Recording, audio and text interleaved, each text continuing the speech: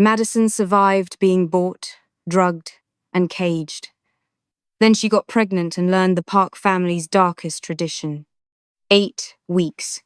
That's how long the life growing inside her had existed when Madison discovered the file hidden in Ji-Hoon's study. She'd been searching for contracts related to the Yakuza negotiations when her fingers brushed against a folder marked with her name and a red seal she didn't recognize. Inside, medical records. Not hers, at least not yet. Records of 3 other women, all former Park family wives, all deceased within months of giving birth to daughters. The last entry was dated 6 months before Madison had signed her blood-stained contract. A woman named Yuki Park. Cause of death, childbirth complications. But the autopsy photos told a different story. 1 bullet, precise placement, professional execution masked as medical tragedy. Madison's hand moved to her stomach, still flat beneath the silk blouse she wore to meet with territory managers. The nausea had started 3 days ago. The missed period 2 weeks before that. She hadn't told Ji-Hoon yet. Had been waiting for the right moment to share news that should have been joyful. Now she understood why no moment would ever be right. Mrs. Park! Mrs. Seo's voice cut through her spiral. The Yamaguchi representatives are here early. They're asking to speak with you privately before Mr. Park arrives. Madison closed the file with trembling fingers, her mind already calculating. The Yakuza showing up unannounced wasn't protocol. Something had shifted in the 3 days since she'd walked out of their restaurant meeting. Show them to the West Parlor. Madison's voice came out steadier than she felt. And Mrs. Seo? Make sure Ji-Hoon doesn't know about this meeting. The older woman's expression flickered surprise, then something that might have been understanding. She'd been with the Park family for 30 years. She knew the traditions, had probably helped execute them. As you wish. Mrs. Seo disappeared, and Madison was left alone with a file full of dead women and a secret that was going to kill her in approximately 7 months. Unless she killed it first. The West Parlor overlooked the estate's gardens. All manicured perfection that Madison had learned concealed surveillance equipment and strategic firing positions. Beautiful and lethal like everything in Ji-Hoon's world. Kenji Sato stood by the window, younger than traditional Yakuza leadership but carrying authority that made seasoned men defer. He turned when Madison entered, his expression unreadable. Mrs. Park, thank you for seeing us alone. You said privately. Madison gestured to the 2 guards flanking him. This doesn't look private. They're deaf. Kenji's smile was sharp. Literally, very useful for sensitive conversations. Madison moved to the bar, pouring whiskey she wouldn't drink but needed as prop. You have information, the kind that makes you risk showing up at Park family headquarters, uninvited. Direct, I appreciate that. Kenji pulled a tablet from his jacket. We've been monitoring your medical activity. You visited a clinic in Pasadena 6 days ago using a false identity. Paid cash. Very discreet. Ice flooded Madison's veins. You're surveilling me. We're protecting our interests. Kenji tapped the screen, and Madison saw images that made her stomach drop herself entering the clinic, leaving 40 minutes later with paperwork she'd immediately destroyed. You're pregnant. 8 weeks, according to the records we acquired. That's impossible. Those records are confidential. Nothing is confidential when you know which nurse to pay. Kenji set the tablet down. Here's what matters. The Park family has a tradition regarding female heirs. One that's been upheld for 3 generations without exception. I know about the tradition. Madison's hand tightened on the glass. I found the file. Then you know you have approximately 6 weeks before the ultrasound reveals gender. If it's a girl, tradition demands immediate termination of the pregnancy and the mother who produced it. Kenji's voice held no emotion. Ji-Hoon might love you, Mrs. Park, but he loves his family's legacy more. He'll kill you himself to maintain it. Why tell me this? What do you want? Alliance. Real alliance, not the theater we performed 3 days ago. Kenji leaned forward. You give us access to Park family supply routes and territorial intelligence. We give you safe extraction before the ultrasound. New identity, protection, enough money to disappear forever. You want me to betray my husband. We want you to survive your husband, Kenji corrected. Because love doesn't trump tradition in our world. And the moment that ultrasound shows a daughter, you become a liability he'll eliminate without hesitation. Madison set down the untouched whiskey. And if it's a son, then you live. Produce the heir, secure your position, and spend the rest of your life wondering if the next pregnancy will be the one that kills you. Kenji stood. You have 6 weeks to decide, Mrs. Park. Choose survival or choose love. You can't have both. Madison found Ji-Hoon in his study 3 hours later, reviewing contracts like the world wasn't imploding. He looked up when she entered, and she saw the moment he registered her expression guard, dropping, concern replacing the cold efficiency he wore for business. What happened? He was around the desk immediately, hands framing her face. Madison, talk to me. Are you going to kill me if I'm pregnant with a girl? The question detonated between them. Ji-Hoon went absolutely still, his hands freezing against her skin. What? The file in your drawer. The one with medical records of 3 dead women who all happened to give birth to daughters before mysteriously dying. Madison's voice shook. The Yakuza just offered me extraction because apparently everyone knows about Park family tradition, except the wife stupid enough to get pregnant. Ji-Hoon's expression shattered. You're pregnant. 8 weeks. Madison pulled away from his touch. And according to multiple sources, I have 6 weeks before an ultrasound reveals whether I live or die, based on what's between this baby's legs. Madison, don't. She backed toward the door. Don't tell me you'd never hurt me. Don't tell me tradition doesn't matter. I've seen what you're capable of. I've watched you execute men for smaller betrayals than refusing to murder your wife. Those women, Ji-Hoon's voice cracked. Those deaths weren't Madison. You have to understand the context. Context? Madison laughed, the sound bordering on hysteria. What context makes it okay to execute women for producing daughters? What tradition is worth more than the life of someone you claim to love? Ji-Hoon moved toward her, and Madison's hand went to the weapon holstered at her thigh. His eyes tracked the movement, and something that might have been pain flickered across his face. You think I'd hurt you? Not a question. A wound. I think you'd do anything to protect your family's legacy. You've told me that 100 times, shown me that 1,000 more. Madison's finger rested alongside the trigger guard. So answer the question, Ji-Hoon. If this baby is a girl, do I die? The silence stretched between them like a chasm. Finally, Ji-Hoon spoke, his voice barely above a whisper. The tradition exists because female heirs create succession disputes. They marry into other families, dilute bloodlines, weaken territorial control. My great-grandmother nearly destroyed the Park Empire by marrying a rival family's son. The council implemented the tradition to prevent it happening again. That's not an answer. The answer is complicated. Then uncomplicate it. Madison's voice rose. Yes or no, will you kill me if I'm carrying your daughter? Ji-Hoon's jaw clenched. The council would demand it. And would you comply? I don't know. The admission came out broken. I don't know, Madison. And the fact that I have to think about it, that I can't immediately say no, that should tell you everything you need to know about the monster you married. Madison felt something inside her chest crack.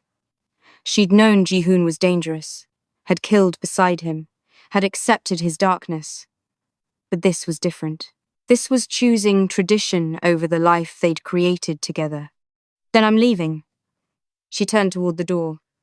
Right now, before you have to make that choice. You'll never make it past the gates.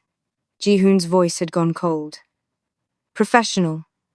I can't let you leave, Madison. Not pregnant.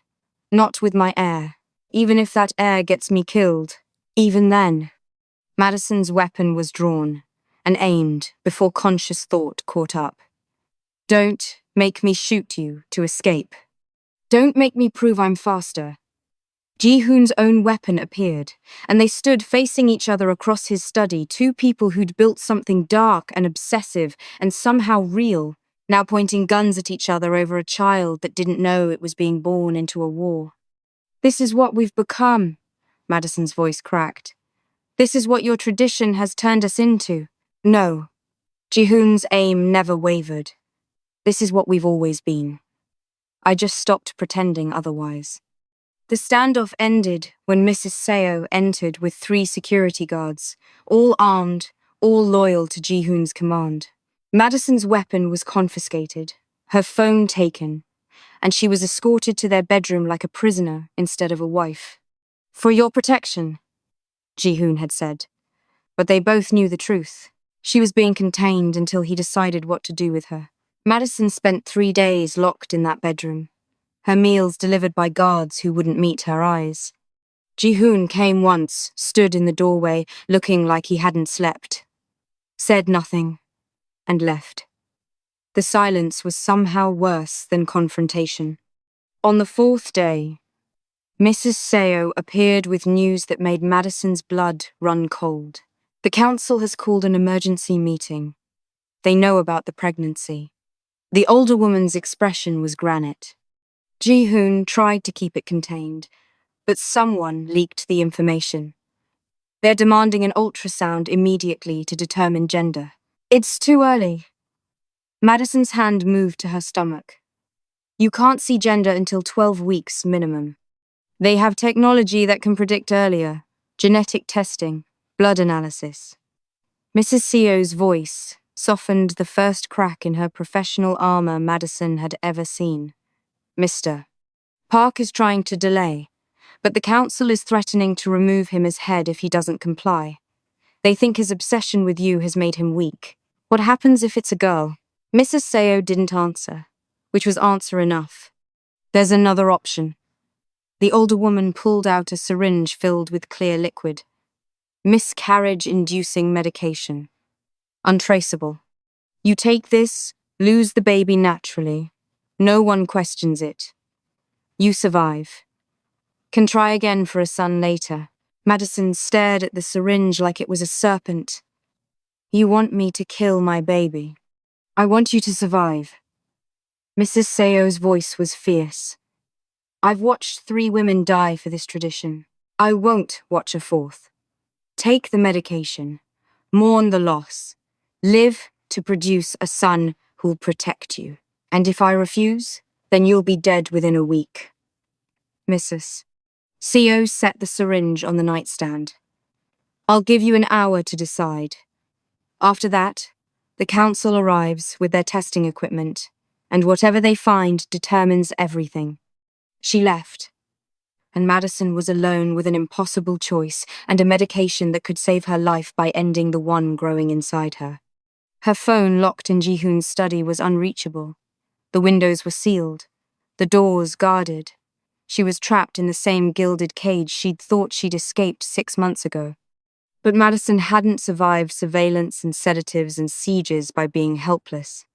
She'd survived by being smarter and more vicious than anyone expected.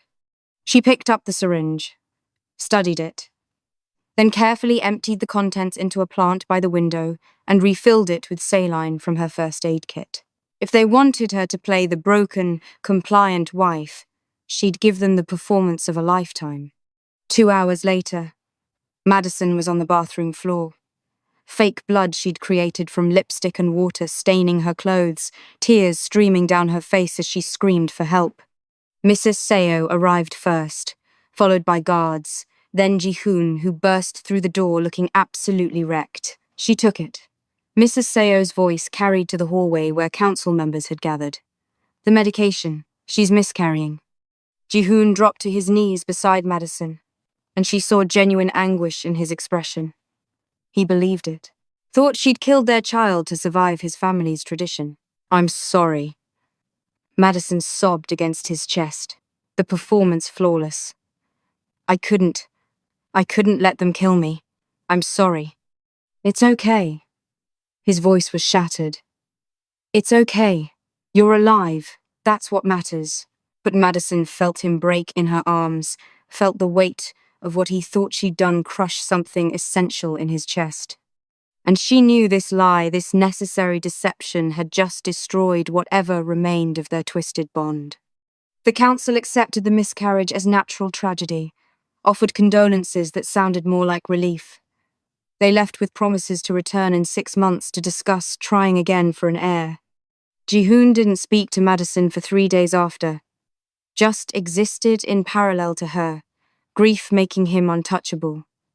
She'd saved her life and her baby by making him think both were gone. On the 4th day, Madison executed her real plan. She walked into Ji-Hoon's study during a video conference with the Yakuza. Kenji's face filled the screen, and Madison spoke before Ji-Hoon could stop her. "I accept your offer. Full intelligence on Park family operations in exchange for extraction and protection." She turned to Ji-Hoon, who'd gone absolutely still. "I'm still pregnant. I faked the miscarriage. And I'm leaving with them before your council gets a second chance to kill me." The expression on Ji-Hoon's face, betrayal, mixing with understanding, mixing with rage, would haunt Madison forever. "You lied." His voice was barely human. "I survived," Madison corrected. "The way you taught me." The Yakuza extraction happened faster than Ji-Hoon could mobilize his security. One moment Madison was in the study. The next she was in an armored vehicle racing toward the port where a private boat waited. Kenji sat across from her, looking satisfied with chaos he'd orchestrated. "Smart play." He handed her a new phone and passport. "Using our meeting as your exit was bold. Park won't see it coming until your international waters. He'll come after me." Madison's hand rested on her stomach. "You know that, right? He'll burn everything you have to get me back." "Let him try," Kenji smiled. "We've been preparing for war with the Park family for years. You just gave us the perfect excuse to finish it." Madison stared out the window as the estate disappeared in the distance. Somewhere behind them, Ji-Hoon was discovering the full scope of her betrayal, the files she'd copied, the intelligence she'd documented, the territorial maps she'd photographed. Everything she'd learned in 6 months of playing queen, now handed to his enemies. She'd destroyed him to save herself and their child. The boat was luxury disguised as fishing vessel, captained by Yakuza soldiers who treated Madison like valuable cargo. They were 3 hours from shore when her phone buzzed the new one Kenji had given her that was supposed to be untraceable. One message, no number, just coordinates, and 3 words. "Come alone, please." Madison knew those coordinates. A warehouse district they'd used for weapons storage.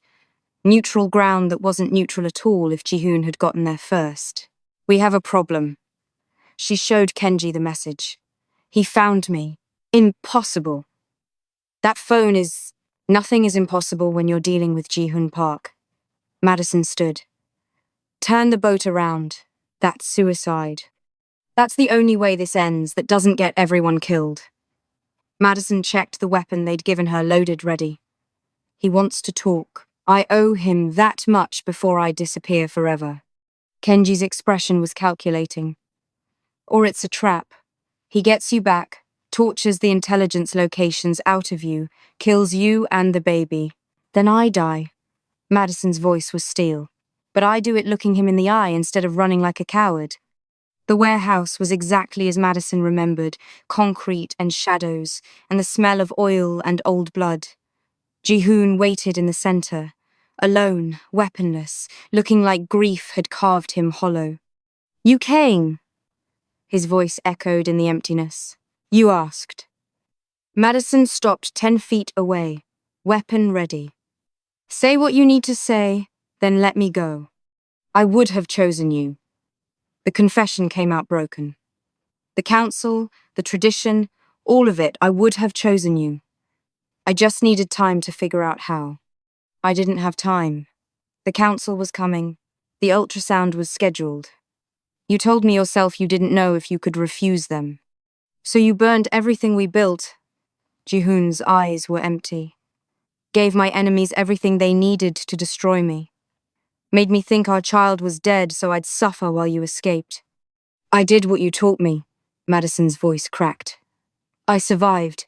Isn't that what you wanted? For me to be strong enough to thrive in your world? I wanted you to trust me. Ji-Hoon took a step forward, and Madison's weapon raised. He stopped, hands visible, non-threatening. I wanted you to believe I'd find a way to protect you both. You couldn't even answer a simple question. Yes or no, would you kill me? You couldn't say no, Ji-Hoon. That's not trust, that's suicide. You're right. The admission seemed to cost him everything. You're right, and I hate that you're right, and I still can't let you go. You don't have a choice. No. Ji-Hoon's smile was terrible. But neither do you. Because that baby you're carrying, that heir you're trying to protect, has my DNA, my genetic markers. And I've had every port, every airport, every border crossing, in 5 countries, equipped with scanners that can detect it. Madison's blood went cold. You're lying. The isotope I put in your system 2 years ago. It wasn't just tracking, it was genetic tagging. Every cell in your body carries markers that identify you as mine. And our child carries those markers too. Ji-Hoon pulled out a tablet, showing a map covered in red dots, detection points spanning continents. You run, and the scanners ping. My people find you. They bring you home, and we have this conversation again in whatever country you picked. You're insane. I'm thorough, Ji-Hoon corrected. You think I'd let the only woman I've ever loved just disappear? I tagged you permanently, Madison. Mother and child. There is nowhere on this planet you can go that I won't find you. Madison's weapon trembled. Then what?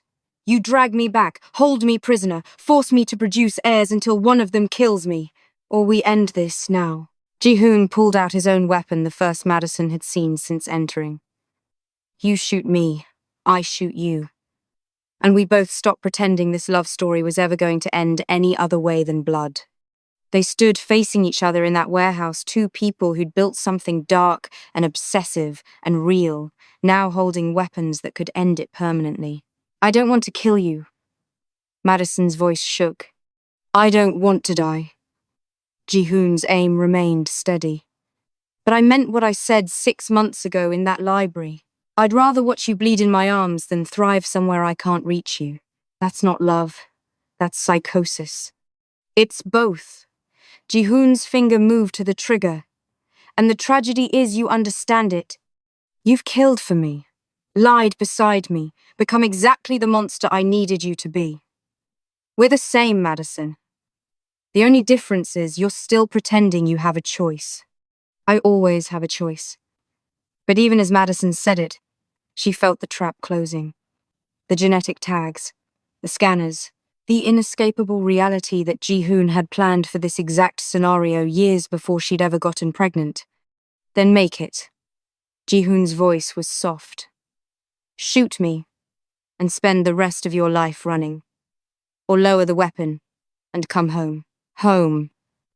Madison laughed, the sound brittle. You mean prison? I mean partnership. Real partnership where we figure out how to survive the council together, instead of you burning me to save yourself. Ji-Hoon took a step closer, weapon still raised but aim dropping slightly. I'll dismantle the tradition, kill every council member if I have to. Make our daughter, because it is a daughter, I can see it in how you're protecting your stomach, make her the heir who changes everything. You'd start a war with your own family. I'd end a tradition that's killed too many women I should have protected. Ji-Hoon's weapon lowered completely. Starting with my mother. She died giving birth to a daughter I never knew I had.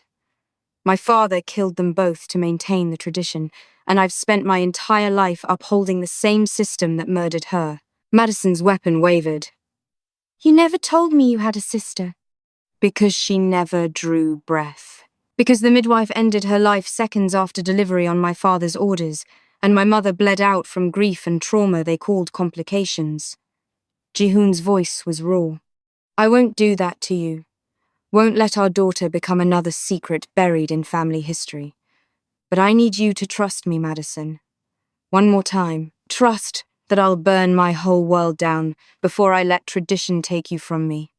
Madison's weapon lowered slowly. If you're lying, if this is a trap to get me back under control, then shoot me now. Because I can't survive you leaving again. Can't survive thinking our child is dead and then discovering you faked it.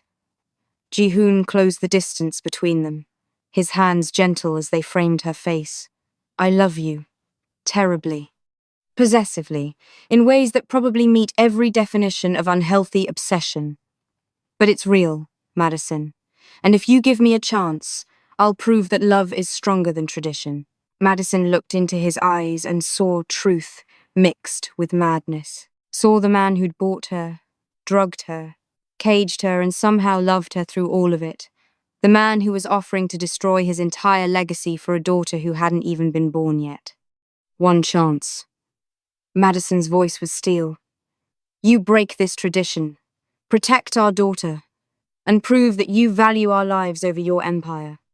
But if I feel threatened even once, if the council makes one move toward me, I disappear, and this time I take resources you can't track. Deal.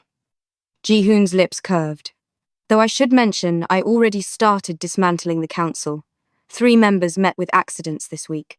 The others are getting the message that new leadership has new priorities. You killed them. Madison should have been horrified.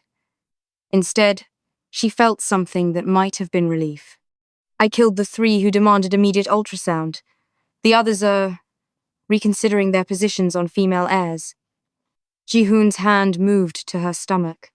Our daughter is going to inherit an empire that doesn't see her as liability. I'll make sure of it. Madison knew this was insane. Knew that trusting Ji-Hoon again was probably the worst decision she'd ever make. But she also knew that running forever with a target on her back wasn't survival, it was slow death. I'm still giving the Yakuza the intelligence I promised. She said it like a challenge. Kenji helped me when I needed it. I keep my word. I'd expect nothing less. Ji-Hoon's smile was sharp. Though he should know that helping you doesn't earn him safety. The Yakuza war is still happening, just for different reasons now. Different reasons? They threatened what's mine. No amount of extraction plans or noble intentions changes that they saw you as a bargaining chip instead of a person. They'll pay for that assumption. Madison felt the familiar darkness settle between them, that understanding that their love was built on violence and possession and choices that would horrify normal people, but they'd never been normal, had never pretended to be. Take me home, Madison said finally. Our daughter deserves to be born into the empire she's going to inherit, and I deserve to watch you burn every tradition that would have killed me. That's my girl. Ji-Hoon pulled her close, and Madison let herself sink into his embrace. Let herself believe that maybe, just maybe, love could be stronger than legacy. They left that warehouse together, weapons holstered but ready, bound by blood and baby, and a promise to rewrite every rule that had governed the Park family for generations. 6 months later, Madison gave birth to a daughter they named Llike after Ji-Hoon's murdered sister. The council members who remained sent gifts and offered loyalty. The ones who'd objected were buried in locations no one would ever find. And Madison stood beside Ji-Hoon as co-head of an empire that had learned the hardest lesson of all. Some traditions deserved to die bloody, starting with the ones that threatened the women strong enough to burn them down. If this twisted redemption earned your like, subscribe to see what happens when Llike grows up to inherit her parents' dark legacy. Would you have trusted Ji-Hoon's promise, or taken your chances alone? Tell us in the comments.